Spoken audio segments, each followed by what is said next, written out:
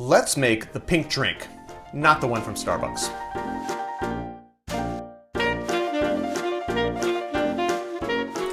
To make this drink, we are going to start with our cranberry juice, ocean spray obviously, 3/4 of an ounce, which is 22.5 milliliters. Coconut water, 1.5 ounces of coconut water of your choice, though the official coconut water is Vita Coco. But I say, do what you want. 1.5 ounces, 45 milliliters.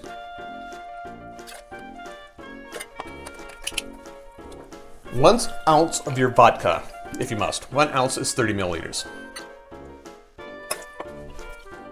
And 1 ounce of your rum. 1 ounce, 30 milliliters. Add your ice. And give it a shake.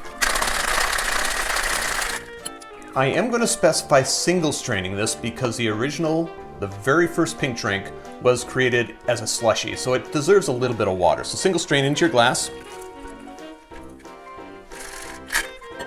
Set your equipment aside. And that is it, the pink drink, not from Starbucks. Drink with good spirits.